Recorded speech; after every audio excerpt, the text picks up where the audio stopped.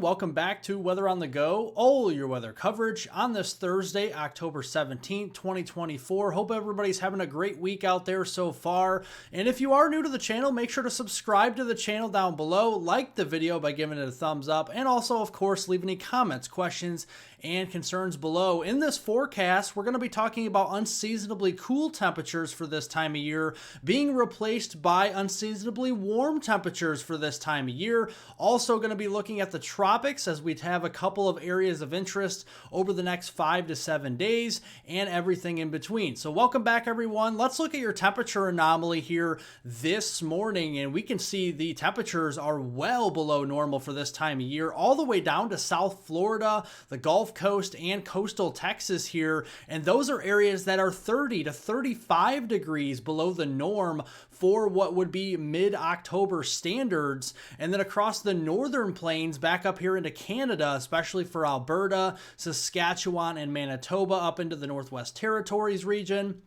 we are above normal for this time of year for mid-October standards this morning. Here are your lows that we woke up to this morning, probably needing the jacket across the Great Lakes, the Ohio Valley, up into the Northeast this morning, heading off to work or school, as temperatures did start off in the upper 20s to mid-30s across these regions. A little bit more mild Pacific air further west across the plains, waking up temperatures here into the 40s and the 50s. And here's where temperatures will ultimately end up this afternoon for peak heating. Into those areas that did start off in the 20s and 30s this morning, we're going to stay in the 50s primarily this afternoon. But further west, towards the western part of the Midwest, the Great Plains, we're going to be warming up into the 60s, 70s, and yes, even some 80s out there this afternoon. And as we go into Friday morning, kind of much of the same. We see more of the below normal temperatures for this time of year starting off for the east and the southeast, and then more of that Pacific air across the middle of the country. And then again, across the west, we're seeing some cooler air over there in the Pacific Northwest, like Washington State, Oregon, Nevada, Idaho, California, especially Northern California there. As we start the day on Friday, again, you can see all the cooler air in the blue there showing up, especially in those higher elevations. We're going to be in the 20s and 30s, even some teens in higher elevations further off to the west. Across portions of interior New England, down the Appalachians into the Tennessee Valley, the Cumberland Plateau here in eastern Tennessee could be starting off in the 30s for your Friday morning. Look at Friday afternoon, though. Almost an early to mid-spring day with temperatures across the middle of the country surpassing that 70-degree mark from the Des Moines area at 71, 75 beautiful degrees there in Omaha tomorrow afternoon, and 73 in Wichita, 76 in the Dallas-Fort Worth area for your Friday afternoon. Now, this comes with a lot of fanfare of sun-splashed skies, right? We're seeing a lot of the clear skies out there. We got triple high pressure over here in the eastern U.S. and eastern Canada. All the active weather, so to speak, with some rain and snow and unsettled weather will be across the Rockies on west toward the west coast. And that'll really continue largely as we go into Friday as well. So the next 48 hours, folks, are going to promise to be very dry across the central and eastern U.S. So get outdoors, enjoy the sunshine, the cooler fall temperatures out there, the spring temperatures, depending on where you are, if you're in the plains or the east. But look at this afternoon. All the active weather is across the west, rain in the lower elevations, snow in the higher elevations. That'll largely continue as we go into tonight. And by the way, tonight, folks, in the eastern U.S., with high pressure, clear skies, crisp fall night, we have the supermoon that is actually going to be making an appearance. So make sure to go out and enjoy that here. It's going to be very big, very orange on the horizon, and that will be something to watch for tonight across especially those clear skies in the east.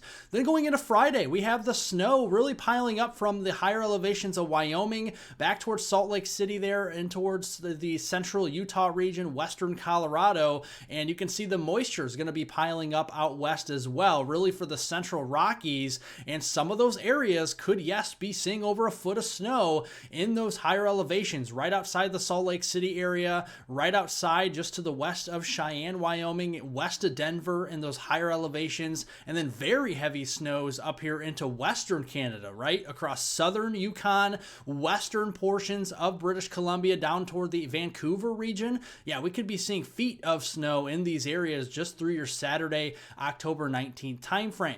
Now, we do have to watch this pattern too. We do have red flag warnings that are in effect here in the pink across the Gopher State of Minnesota, the Hawkeye State of Iowa, all the way through the eastern Dakotas, here into Nebraska, Kansas, parts of Missouri, and all the way back into northeast Colorado. That is with, we have dry soil, drought is ongoing, we have dry air with high pressure in place, and some breezy conditions, and all three of those are going to combine for some fire weather concerns across the middle of the country. Anywhere you're outlined in orange, including parts of Northern California here, we have elevated fire weather concerns. And then in the red, across southeastern South Dakota, western Iowa, extreme southwestern Minnesota, much of central and eastern Nebraska, northern and northwestern Kansas, those are critical fire weather concerns for today. So that means no open burning. And then finally, as we go into Friday, we see that subside for the middle of the country, but elevated fire weather concerns over here into the Sacramento Valley.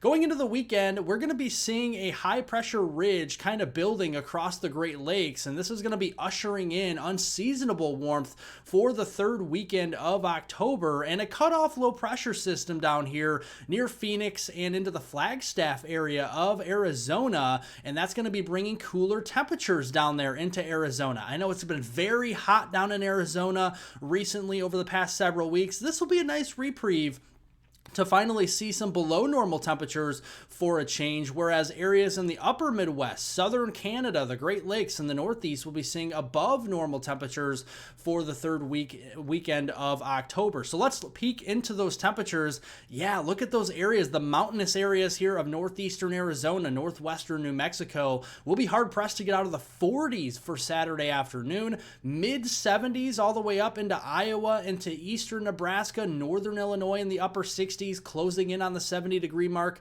Saturday afternoon, and then even warmer yet as we go into Sunday afternoon. Check this out, folks. We could be closing in on 80 degrees in the Twin Cities at 77 there Sunday afternoon, 77 back into Omaha, and 76 in Des Moines. Absolutely phenomenal for the weekend with temperatures.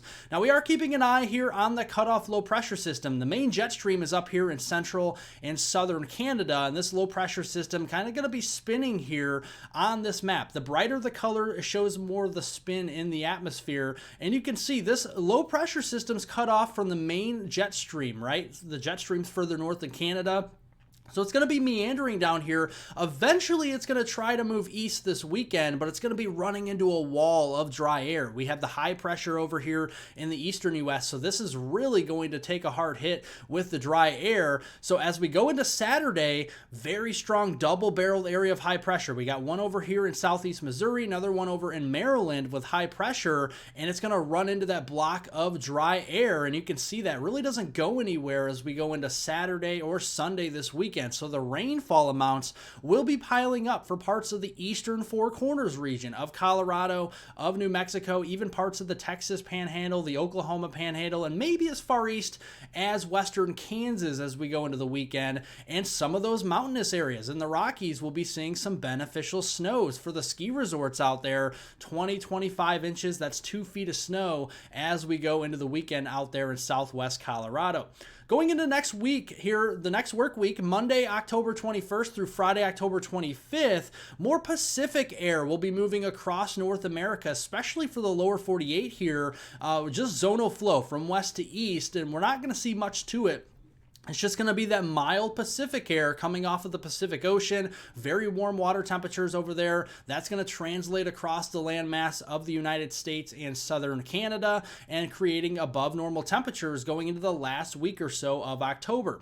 We're also going to see some precipitation. Now, we're going to see a pattern change here as we get into late October sometime, getting closer to Halloween. And by the way, the Halloween forecast, we're going to dive into it more this weekend and early next week as it's still a little ways out here and a little bit uncertain right now, but we do have some precipitation trying to come back into the picture for the middle of the country as we go in towards next weekend, and drier weather yet across the eastern U.S. So we're going to be keeping an eye on that. Turning over to the tropics, we do have a couple of lemons out here, basically 20-30% chances of development over the next 5 to 7 days, and these chances are going down before your very eye, which is good news because we've had a lot of landfalling hurricanes, a lot of tropical troubles here here in the Atlantic this season. So that's good news that we're seeing lessening of the chances of anything developing. You see that first wave here that has a 30% chance just to the northeast of the Windward Islands. Doesn't look like much other than some convection right now. And same thing over here in the Western Caribbean, 20% chance of development.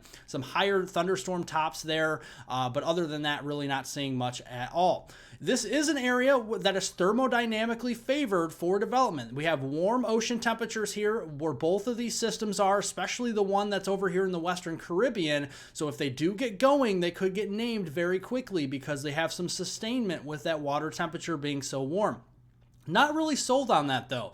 The European model is really not going too bullish on these low pressure systems. One over toward the Yucatan, another one just north here of the Dominican Republic and Puerto Rico this weekend. And really the GFS ensemble suite really not showing much. And the Canadian, the CMC ensemble suite really not showing much either. So that's some good news. If anything develops here, at least the silver lining will be it'll be a very weak system, probably just bringing some rainfall and flooding at the very least. That's the silver lining. Thankfully, we're not looking at a hurricane anytime soon in the Atlantic Ocean.